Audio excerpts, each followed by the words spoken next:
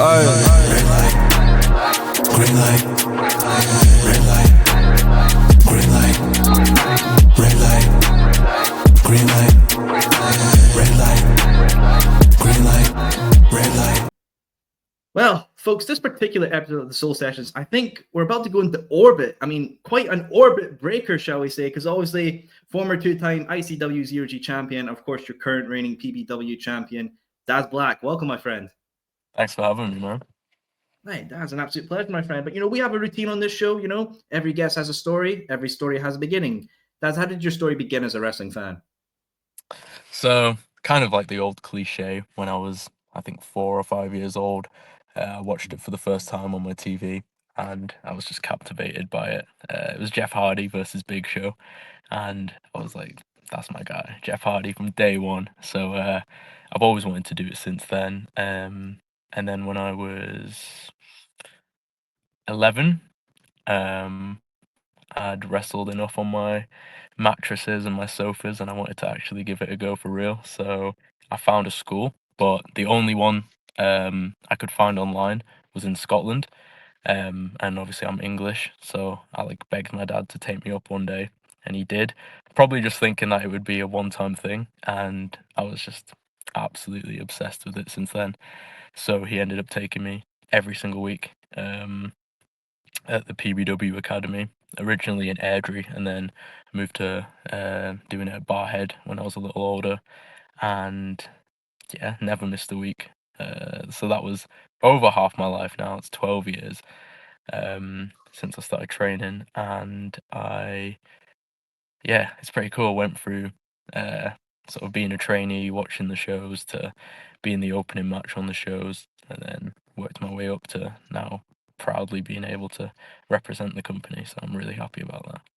See, exactly. That's what I say to every English person. You come to Scotland and your dreams come true. We're a dream-making country. I mean, I couldn't have said it better myself, Daz. But you know what? You speak of your love for Jeff Hardy, and I know a lot of people idolize Jeff because he really went against the grain with just how he present himself, the presentation, the style, the face paint. How important do you think Jeff Hardy was to this current generations of wrestlers and wrestling fans with his against the culture personality? Oh, big time.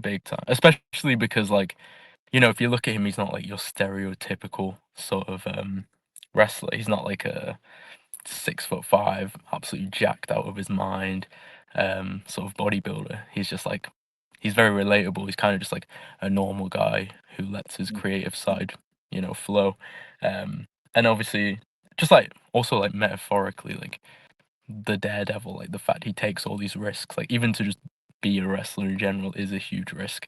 So I think in terms of that, he's just insanely inspirational. I think if you ask most wrestlers of this generation, who inspired them the most of them say Jeff Hardy, and you can see it 100%. You see it in people like Leon Slater now, making his name. You can see clear influences there, and yeah, he's the best.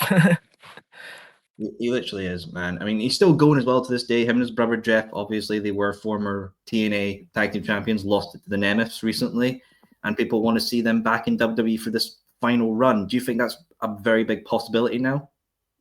Definitely. I mean, we already saw them sort of dip their toes in recently back in NXT, so I can definitely see that happening for sure. I feel like it's just the full circle moment that sort of has to happen, and I definitely see it happening. No, absolutely. I mean, do you have a final tag team in mind for the Hardys to, put their boots against and, say farewell? Who's the final team, do you think, for the Hardys? I don't know.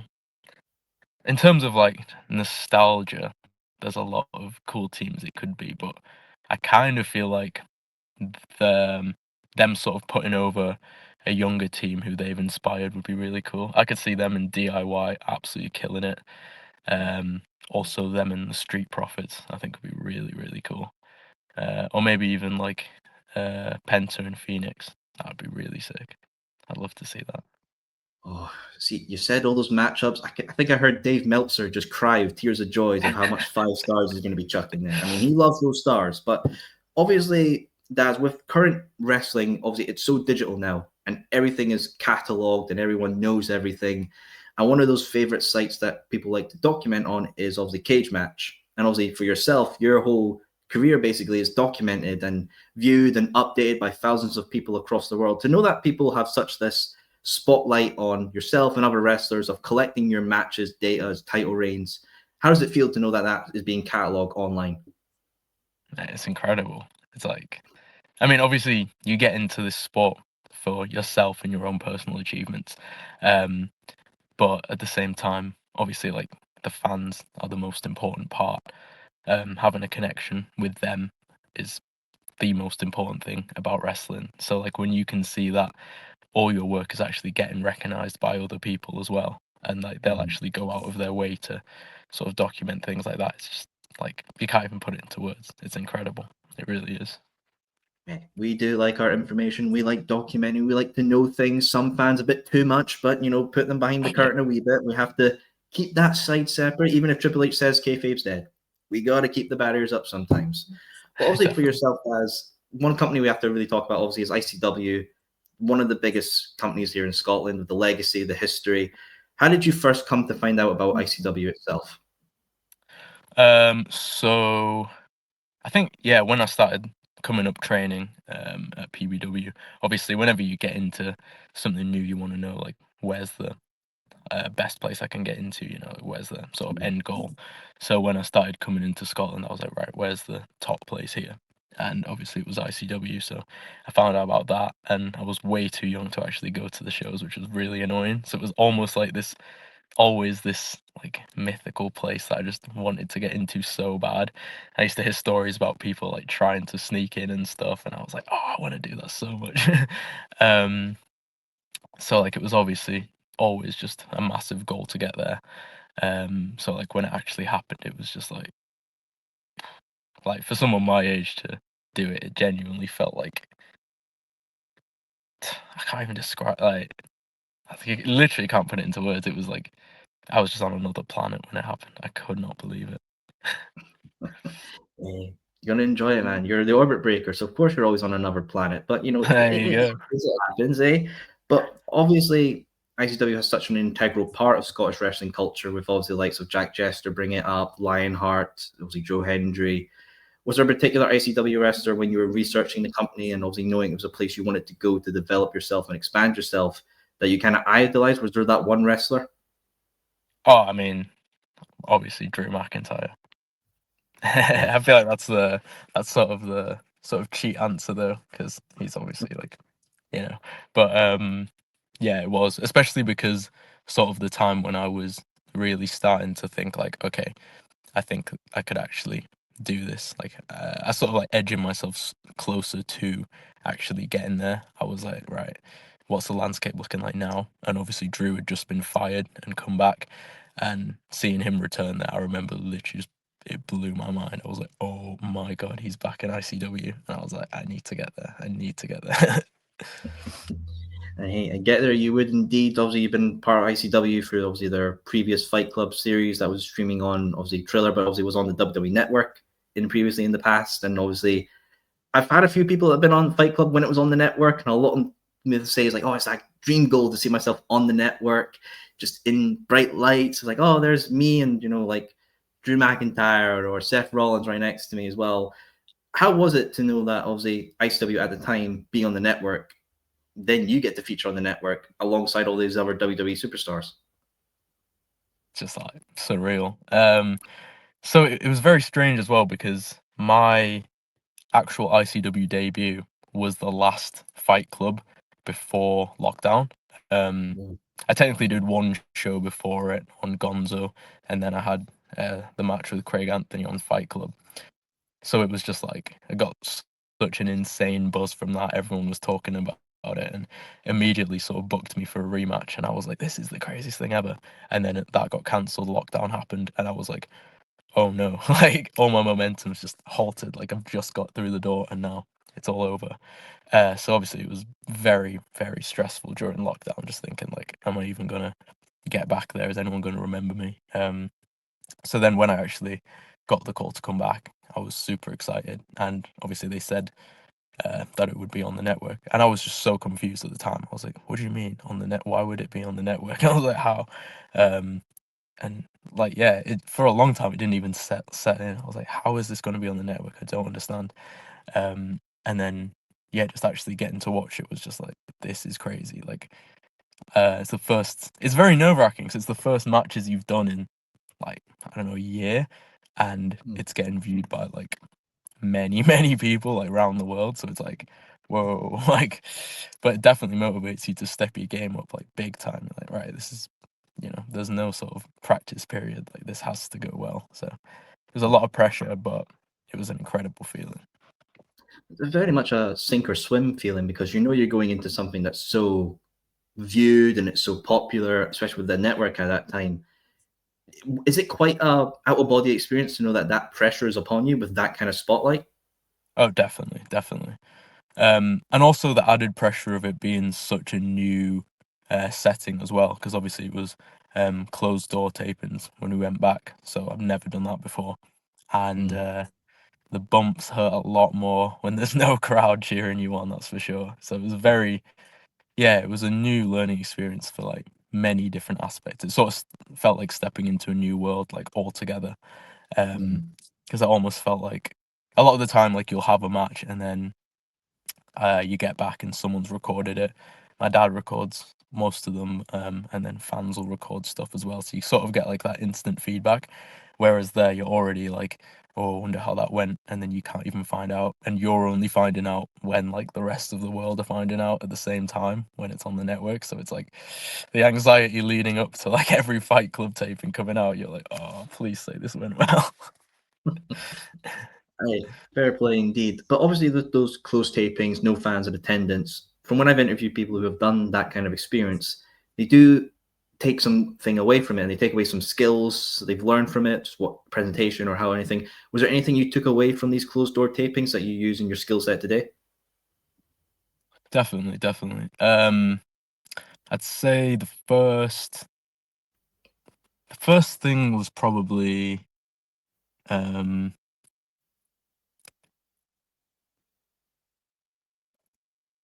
I don't know, it's kind of weird because so I did like some promo stuff, and it's like, because of I'd just got into ICW, it was technically the first time I'd ever done a promo on a show. So it was weird because like it was kind of like everything you learned didn't really apply in the same way because there was no, crowd interaction during it. But like sort of timing on the mic, I think that was something that I definitely like. I did my first one and then watched it back and was like, okay, this is something I can like work on now. But in terms of the main thing that stands out that I actually learned was I had a match with Andy Roberts, and I remember being like, okay, this is huge. Like, this is a big make or break kind of moment. So leading up to it, I had like all these ideas, and I remember just like thinking like, okay, what if I do this, and like planning all this stuff in my head to like say like, oh, I wonder if I should pitch this to him or pitch this, and I pitched a load of stuff, and he was super supportive and chill. But the big message he tried to get across to me was less is more. And you always hear that as you're training. You always hear less is more, less is more. And it was kind of just one of them things that I'd heard and hadn't really sunk in, especially because I'm on the network. I want to show out. I want to go above and beyond and do everything. But he was definitely someone that actually showed me like practically how less is more can really be done, and how it can seriously elevate a match. So when it actually came to putting together that match, I had like a big fear of like, am I even like doing enough in this? Like, is this really going to live up to the hype? And genuinely, it was so much better than I could have imagined, with like half the stuff that I was wanting to put in it, just because of how much more we made each move actually mean. So that was like, yeah, that was huge, definitely. Absolutely. I mean, troubling times for everyone across the world, but some good can come out of it, and learning a new skill that can help you in this day and age. You take the good with the bad, and that's what you got to do with these kind of situations. But obviously, you got to be on the network, but you also got to be in, Times Squares as well, because there was a little ICW advertisement with your face on it. I mean, did you know that was happening? Did you know, like, when you took this promo picture, it was going to be like, oh, it's going to be in Times Squares, no big deal? Yeah, I had no idea. That was another one again. I kind of just found out when everyone else did. I was like, "Oh, you've been tagged in a photo," and I was like, "I don't get it. Is this like AI or something?" I was like, "What's the catch here?" So I had to like message the owner and be like, "Is this legit?" And he was like, "Yeah." I was like, "What?" I'm so confused. It was awesome, and I remember as well because that was sort of a time where like friends and family were sort of like warming up to the idea of like, oh, this is actually like gonna be the route you do go down, and it was still sort of in that sort of time frame where people are still skeptical of like, oh well, you know, is it gonna go anywhere and stuff. And I remember that being one of the big moments where a lot of people contacted me being like, I've just seen this post about you being on a billboard in New York and all this, is that real? And all this. So that was like, it definitely got some people talking for sure, which felt weird because it wasn't even a match. They're like, "Oh, what's it advertising? What match are you doing in New York?" I was like, "No, it's not like that." But I think about that. There could be some couple on their honeymoon, and one thing they remember from it is just your face on a billboard. I mean, I think it yeah, adds to it could happy be marriage. photobombing a proposal or anything. Oh, that's gonna be great for the wedding invitation photos. I mean, that'll be pretty damn good, man. There you go. Obviously, we have to talk about ICW. You did win gold there, two-time former Zero-G champion. The Zero-G Championship has a great history with the likes of obviously Lionheart, Andy Roberts, and many more. For yourself, what did it mean for you in that moment to achieve your first Zero-G Championship win? So coming into ICW at the age I did, when I was 18, was very nerve-wracking for sure. Like there was a lot of sort of, I guess, imposter syndrome, being like, how did I get here? Like, I don't really know if I'm supposed to be here yet. And it was sort of the same coming back after lockdown. I knew I was a lot more confident in myself, but still I had that sort of feeling of like, what is it about me that, um, like, how can I prove myself that I should be here? And how do I know that sort of management knows that? So actually, you know, getting that trust that they would actually let me lead that division was unbelievable. Especially because after lockdown, we went into the Zero-G tournament and I got to the finals, but didn't actually win it. And I felt like that was sort of a, obviously I was blessed to even be in it, but I was very much sort of like, I should be winning it though. I should be winning it. So when they actually did give me it, I don't know, when I first got told, I was very like, I didn't believe it, and I didn't want to believe it until it actually happened, because, you know, until you're out that curtain, anything can change. And I think that's why, if you watch it, I just broke down when it actually happened, because it was like, even during the match, it just felt like, just concentrate, just don't even think about it. So there was like no emotions going into it.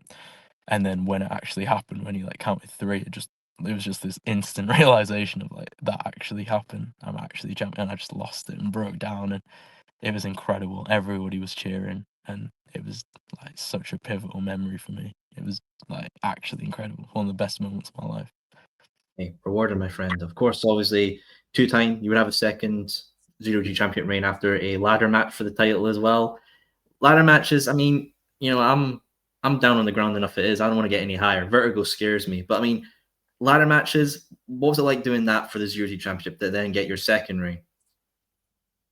Sorry, that cut out was tiny. No, no worries. I was just saying, what was it like to do the ladder match that would then go on to be your second reign of the title? Oh man, that was crazy. So that was the first ever ladder match I'd done as well. So I was like, I mean, this is like perfect storytelling wise, I think, like to win a second reign in a ladder match for the Zero-G. Like, I think it just makes perfect sense. But funny story about that. So I was already like in my head, like, right, okay, so what are all these crazy spots I'm gonna do? Like, how do you even put a ladder match together? Like, I've got no idea. So I was like leading up to it, I was like, oh god, I don't know how this is gonna go. But I was like, you know, after a while, I was like, yeah, this is cool. Actually, I've got some really cool ideas. And then I think like maybe like a week before, I got told like, oh, actually, you've got another match the day before against Wolfgang. And I was like, whoa, okay. Well, that's huge, and I didn't know that. So I was like, okay, well, that's something else to plan for. And then I think literally like a couple of days before that, they were like, "Oh, and you've got a match with Jack Morris the same day as the ladder match just before it." And I was like, "Wait, what?" So I was like, "Oh, now I've got like 3 completely different matches to think about." And then I was just like, "Oh my god, how is this even gonna go?" But luckily the ladder match was the last one, because I was like, if that was the other way around, I would be dead. But it was actually so much fun doing the ladder match. Like, all the bumps were mental and they hurt so bad, but they were just like so rewarding. And obviously the whole pinnacle of it was just pulling down the title, and the reaction I got when I did it, I was just like, man, this feels cool. This feels really cool. God damn, that's putting you through the workhorse, mate. There, Jesus Christ, back to back to back. My God, mental right there. But I would love to ask though, obviously, which reign is your favorite, your first or your second reign? I think they were very, very different, both of them, so it's hard to say. I think my first reign was very exciting in the sense that it was the first time I'd had that responsibility, and I was just like, okay, anyone they're bringing in, like they brought like such cool people in, like Martin Kirby and Akira, people like that, and I was like, this is awesome. Like, I'm getting to prove myself against some of the best. So I think it was very much like about proving myself in the first reign, which was very, very fun and very important to me. But I think the second one was completely different, because I was a completely different person at that point. The first reign, I was just this young, bulky, short-haired kid, and the second one, I'd grown so much, a completely different look. I had long hair, had completely new gear and everything. So I think the second one was really important to me, because it said to me that what happened in the first reign like wasn't a fluke, and I was supposed to be here. And it's not like, you know, they didn't see something in me and gave up on me. It was just all part of a longer plan, and I was still the guy. So for that reason, the second one was very, very important to me as well. So it's very hard to say, but I really liked both reigns, to be honest. Hey, you know, hard questions in life, you know, vanilla or chocolate, Coke or Pepsi. You can like both. You can like both. There's no disagreement upon there. But obviously, I know this year you would challenge for the Zero-G Championship again against Landon Riley. Obviously, at the Square Go this year. Didn't get the win, obviously, but you know, there's the year's not up. There's still a few months left. Jesus Christ, it's going fast. Is there a desire within ICW to go back and get another reign with the Zero-G, or maybe the heavyweight championship itself? So this has been something I've thought about for a long time. It would be nice, of course, to sort of cement my legacy as a 3-time Zero-G champion. But obviously I tried that. So it's sort of a reset period of, do I reassess things and go back for a third time, or do I accept that it's in good hands with Landon and sort of change my sights maybe a little higher and try and cement myself as the top guy? So we'll see what happens. We'll see what happens. I will have to ask. So if you're a guest of my show, I give you all the faith, all the support. You know, the allegiance is there. When you do, I'm going to say when because I believe it. When you do become ICW heavyweight champion, what is something that you would like to put on that belt? What's the statement you would like to make as champion of ICW? I think it's that if you do actually have that dream from day one, and that never changed, no matter how many setbacks you got, no matter how many injuries or how many people saying you couldn't do it or you weren't the guy, if you actually believe that, like truly believe it, and actually put 100% of yourself into it, even when things go wrong, like, you know, sometimes you think you're doing it right, like with the first reign, and then you think, okay, but how could I do better? You're always striving for more, so you change your complete look. You rebuild yourself if you have an injury. You know, you get the diet plans, you go on these crazy diets, you put in the work in the gym, everywhere else. If you really want it, and you'll do absolutely anything and everything to prove that you're the guy and that you're willing to learn and to take criticism and build on it, then you will get there eventually. And I would just love to prove that. and also just carry on to elevate the whole company and the Scottish wrestling scene in general as a whole. I think there's like loads of really insane things we could do, and I'd really like to travel with the title as well. That's something I've really been into, to just expand all of British wrestling worldwide. So I'd love to really take that championship traveling with me. Well, hey, I'm sure customs and border control will be all right with that. I mean, it's a championship belt. You get it through easy enough. And I have faith in you, Daz. I think that can be manifested in the future. Hopefully, I could be at the attendance of that show and be like a proud mama waving it. I was there when he said it. I was there from the start. I mean, I probably had a few, maybe too many whiskeys at that point. Hey, gotta keep the liver up somehow. But obviously, I want to talk about the PBW Heavyweight Championship. When I was doing my old research, as I like to do, because I don't go off the cuff too many times, you made a very inspirational Instagram post about that, about how much it meant for you, the history, the true feelings of that. Why is that belt so special to you? I feel like that's, so in a way, obviously, like when you set out at the start, there's lots of different goals you have. You know, obviously main goals is everyone's is pretty similar, but to actually start with PBW, and for years and years to just be training with them and going and not even being able to be on the shows, but just traveling up just to watch the shows and just being absolutely in awe watching everyone and hoping like, oh, one day I really want to be there. And obviously when you're a kid, like the champion of the company that you want to be in, that's the guy you want to be. So getting to watch that, always just praying like, one day I'm going to be the PBW champion. I know I'm going to do it one day. And just working up, and then obviously it just, you learn so much. You kind of think like, oh, you know, I'm going to get on the show and I'm going to impress everyone and then I'm going to get it straight away. And then learn it's not that easy, and just slowly building your way up from being the opening match and just lose and lose and lose and lose and lose into then the next match and the next one, and just slowly getting up and then finally getting like first half main event, which just feels incredible. But then you're still not that guy. You're not the one everyone's coming to see. So like actually getting to do that, getting the trust of everyone in the company, is just like, you can't even put into words how amazing that feels. It's such like a full circle moment. And then like knowing that the fans are fully behind it as well. Like when you come out the entrance ramp and there's little kids with like Daz Black signs, like it's just the most unbelievable feeling. And when they come up to you at the end, when you're signing posters and tell you like that you to them are what the other champions were to you when you were a kid, it's just like, man, how is this real life? It's incredible. Heartwarming indeed. Now, of course, as the time we were recording this, you were on day 920 of your reign. Congratulations, a very long time. And when you look back in particular, is there any particular favorite memory in your reign? Ooh, that's a good one. There's a lot.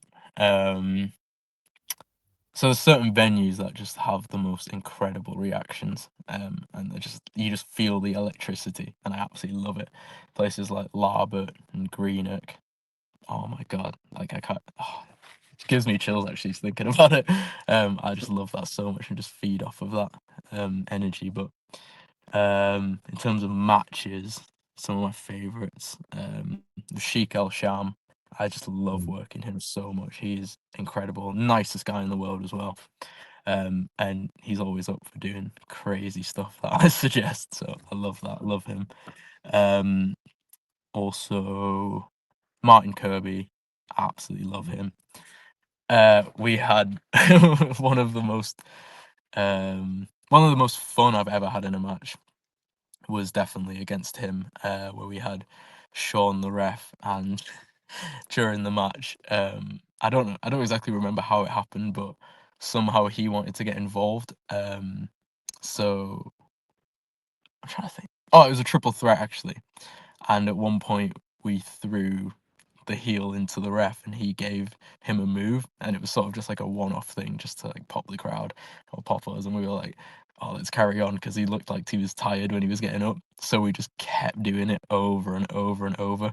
I think we threw Davey Blaze into him about 6 times and he ate about 6 rock bottoms and stone cold stunners, and he was shouting, "Stop, stop! I can't do it anymore." And we just didn't, and that was one of the funniest things I've ever. I don't even know how I composed myself to finish the match. So I love like having fun as well if the crowd's into it. And then, getting to work Rampage Brown, that was awesome. That was really, really fun. Yeah, so there's two sides to it. You know, there's you can have a bit of fun, but then you can also get in there with someone like Rampage Brown who will. He's a strong boy. Oh my. We were about 2 minutes into the match and he gave me the first chop and I thought I was going to die. I was like, how long have we got left? But no, it's so much fun. It's really fun working him. Super, super physical. Tests you for sure. And yeah, I feel like you just get a wide array of opponents. So there's a lot of good memories there for sure. And I think genuinely, I know it might sound cliche, but honestly, like I touched on before with the fans making you signs and stuff, the most rewarding part is meeting them at the end. Getting to meet little kids that will tell you things like you're their idol and one day they want to be like you. Things like that is just like, man, you would pay all the money in the world to have that feeling. It's genuinely incredible. And a lot of the time you sort of forget it as well, or you don't even sometimes you're so focused on the match and the show that you don't even like account for how that's going to make you feel, and it can genuinely just stop you in your tracks and make you feel like, wow, why this is really powerful what we do. Absolutely. I think, especially with internet wrestling fans, they're always so critical, always so serious. But wrestling is a fun medium at the end of the day. You're meant to enjoy it. You're meant to just have fun, and especially with the kids as well. It is a fun talk. Whatever my company's better than your company. Shit, it's like shut up, pal. I want to see this cool fun match now and time. But I mean, the internet, you can't appease them all. They're always critical. They're always so. That's just how they are. But of course, with your PBW title, you mentioned it. What you want to do with the ICW title is travel, because I know you've taken it to other countries as well, correct? So I think in terms of like personally as a performer, you always want to be expanding and learning, and also as a title, it has such a rich history, and I just want to share that with the world. I truly believe like PBW has some of the best talent in the UK, and I want that to be showcased all over the world. I think the more people that get to see it, the bigger it grows, and also the more people that me as a champion can have the opportunity to work with, just elevates the title even more. And also, like, you know, every time you do touch another territory, there's more people, more eyeballs on it, and there's more potential talent that could even come over here and work with more of the UK guys as well. So it's all just about expanding, getting new experiences, and getting more knowledge under your belt. Absolutely. Hey, rhymes and rhymes. Obviously, we did mention you're on day 920 of this recording. What would it mean for you to reach 1,000 days? It's historic, man. I mean, immediately I just think of the GOAT, Roman Reigns. Straight away, I'm thinking these historic reigns. They definitely mean something. Yeah, no, of course it does. Obviously, one thing I want to talk about, obviously, I know you suffered an injury, I think it was a couple of years ago now. I just want to know from that, how did that affect your mindset at the time and then obviously returning to the ring? Yeah, so, I mean, obviously, it's just the most crushing feeling in the world when you feel like all your momentum's sort of been halted. But one thing that a lot of people kept telling me, a lot of people who had been through similar things, was just to sort of take everything as a positive. And even if you can't immediately see that there's something good to be taken out of it, there is always a silver lining. And it's sort of just about your mindset and how you choose to take that. So it was obviously very easy to just go down the route of, everything's stopped. I'm just going to waste away for months until I can sort of get back on track. But instead, I just sort of sat down and thought, okay, what's the things that I'm lacking in my game? What's the things that I can work towards while I'm still injured? So I thought in terms of like mic work and character development, I was like, okay, so let's start working on this because I don't need my body really to be doing that. And then also in terms of planning for the future, I was thinking, okay, so when I get back, I'm not going to wait until I get back and then start trying to do things. I'll try and organize things now. So just in terms of sort of ahead of time organizing, you know, like a personal trainer, a physiotherapist, things like that, and messaging companies and trying to find out exactly like when I can come back and what we can do when I come back as well, not just sort of blindly going into it. And also just shifting your mindset in general, it definitely does change things in terms of like how you actually work, like learning to work smarter to prevent things. I think it's definitely like a reality check. It's sort of the first time I realized like, oh, I'm not invincible. So I had to sort of really learn that, okay, there's a safer way to do this and sort of take more calculated risks, not just throw caution to the wind when it's not necessary. No, of course, I understand, man. And obviously, with injury time, a lot of people find therapy in other ways or skills they've not known they've had. But I know you've done through drawing as well. Was that something you always known you've had, or was that just something you picked up? Yeah, so my whole life I've always done that. The two things that anyone's always said about me constantly was, "Oh, he draws and he wrestles." Like my whole life, people have just known that about me. So drawing's always been sort of a skill that I've had, and painting and just different forms of art, really. But it's not something I ever really pursued. More just because I just didn't think there was any like viable sort of career in it. But I always wanted my creative side to come out. So, for example, I went to university and studied architecture. So which again was just like some sort of creative outlet where I could have sort of the two sides of my life, like the, you know, gas to the pedals, just crazy wrestling side, and then also just sit and sort of relax. But then saying that, architecture is not exactly the least stressful thing in the world. So art is definitely something that I found calms me down a lot, and it's something I can just get lost in and just do it for hours and hours on end. And it's just very rewarding in the end, seeing the final result.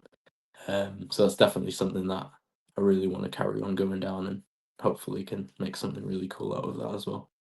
Yeah, of course. I mean, my artistic skills is stick figures, so I'm still developing at a very, very slow level. But I mean, hey, I don't know. Maybe you could do a big self portrait for the studio one day. I mean, There you probably go. probably take me a couple of grand because you've got an amazing skill set. But I mean, it'll probably look good. It'll probably look good. Is there any particular wrestler you really want to draw? So I've done The Rock, I've done John Cena. So I like doing like sort of the big recognizable names. But one thing I also want to do is um, do sort of a lot of the up and coming wrestlers too. Because I think, I mean, one, they're more reachable, and two, like if it's someone that I can really relate to, someone that I can sort of follow their story, someone I have something in common with, I think that having sort of a bit of a connection definitely helps in a way. Like for example, when I was choosing who to draw for the first time, I was thinking like, I don't know, rather than just drawing some random celebrity, I'd like to draw someone who actually has some kind of inspiration towards me. So that's why it was like The Rock and John Cena. So there's definitely like a lot of people on my radar who I'd like to, but I don't really want to give it away. Oh, he's got to have some secrets. I respect it. Some That's things it. kind of get released in the pipeline. Something I do want to obviously talk about that happened fairly recently, Daz, was you appearing as a bit of a security guard on WWE programming. Right. I need to know, how did this all come about? How did all of this come about, from the initial hearing to you appearing in WWE programming to now being alongside the likes of Gunther, Seth Rollins, CM Punk, and Roman Reigns? What's the story there, brother? Oh, I'm not actually sure which story I'm allowed to give. Um, so I can say Seth needed some backup, man. So he knew who to call. Okay, fair enough. Sorry. Secrets, fine there. But I will ask, hopefully you can tell me this. Is WWE catering the best catering in the world? Was the food good? Did you get good food? It's unreal. It's unreal. It's something I'd heard a lot about, and it's one of like the biggest questions I was asking everyone. I was like, "What's catering like? What's catering like?" And I've heard lots of different stories about catering at different companies, and so I was very excited to try for myself. One thing I'll say, the legendary banoffee pie that everybody talks about. So I ended up doing 3 shows, and at the first one, I didn't get any because it had run out. But I was also kind of like, "Oh, that's fine, it's not really on my diet anyway, I don't really want it." And then by the second show, everyone was talking about it, and I was like, "That looks kinda good." And I was tempted, but where after everyone had it, I was like, "You know what, I'm gonna go get some." Went back and it had gone, and I was like, "You're joking." So by the time the third show came, I was like, "If there's one thing I do today, I'm gonna get that banoffee pie," and god damn it, I got it, and it was heavenly. It was so good. Daz, you finished the story, mate. You finished the story. Yeah. You good man. I'm happy for that. Wholehearted story. It's gonna win story of the year, mate. It's gonna win story of the year. Obviously, I know you have to keep some secrets of how this all came about, but if you can say, was there one wrestler you met backstage that was kind of a big moment for you? Was there one big moment meeting somebody? There was quite a few. One thing that was quite unexpected was we were all kind of backstage doing our things, and I wanted to go get a coffee, so I went into catering, and I was getting my coffee, and I just heard someone next to me sort of lean over and say, "Just give me a little secret." He said, "I put it in 2 cups. It's a little secret." And I thought, "What does that mean?" And I looked up and it was Cody Rhodes, and I was like, "Oh, okay." And we just had like a little chat there, and I was like, "That's just cool, man." He's just looking out for me like that, just giving me some little insider tips, I guess. And I was like, "That's pretty cool. That's pretty sick." Oh man, Coffee Cody Rhodes. Yeah, That's quite something there. I mean, I think maybe that's somebody you might have to draw next in the future. Maybe with him with a cup of coffee, yeah. so Just people stepping know the on. story. There you go. Oh, class, that's class, mate. I think that's just the exciting thing of wrestling now is that it's so popular now. And I know you spoke earlier about how people were very critical of can wrestling become a financial career. And obviously, wrestling right now, it's so popular with the Netflix deals. AEW's on HBO Max. There's tours coming to the UK, France, worldwide tours, acquisition of so many companies. Do you think right now wrestling is in that period where if somebody pursues it as a career, general public and other people can be like, yeah, that's financially viable? I think it's difficult because in terms of the actual percentage of people that make it, like as a whole, it's not sort of a sustainable career. It's not something you can sort of just go and study and get a certain grade and then go into it. So it's definitely a lot more of a long shot than most jobs. But then in saying that, it's like what you can make in a 9 to 5, like at the top, versus what you can make in wrestling at the top. So it's tricky. It's kind of it's not like it's a sort of gradual sustainable income until you make it. It's kind of not that it's not that viable until you make it, and then when you do, it's more than viable. It's crazy. So yeah, it's a tricky one, but I think the more mainstream it becomes, and hopefully with like sponsorships and other companies, getting involved, I think it could seriously get huge, and obviously that would be fantastic. Absolutely. Everyone wins. Fans wins. Wrestlers win. Promoters win. The one enemy we all hate is Ticketmaster. We can agree on that. Ticketmaster is a bastard, and we all hate it to the high heavens, even into orbit, as some might say. But you know what, Dad? It's been a pleasure to have you here on the Soul Sessions. And before we wrap up, my friend, one final question. You've been to many companies and obviously many countries. Is there one country in particular that you want to go to? There's a lot of countries that I want to go to. There's some that are on the radar, that are on the books at the moment, which I can't really get into. But America, I would love, love, love to get booked in America. Something I've been trying for a long time in terms of just figuring out the best way to go about it, because obviously that's the most difficult one to get booked in because of visa, things like that. But yeah, America, that would be sweet. Well, I'm sure we'll see you dropkick Mickey Mouse and send Goofy into orbit soon enough in Orlando, whenever that time comes, my friend. Hey, I'll take it. But you know what, Daz, it's been a pleasure to have you on the Soul Sessions. And of course, folks, if you love what you've heard of Daz, you want to see his career, I'll include a link to his Instagram down below. Click it, follow it. And when he does drop that 1,000 day championship merch, you're right there and you can get it right into your inbox as soon as you can. Well, as a good Scotsman, as I say, finish up your pint and put your chairs away, folks. And thank you as always for tuning in for another episode of the Soul Sessions. There we go. Now I'm out the human too. Gonna live like animals do. No more laws and no more rules.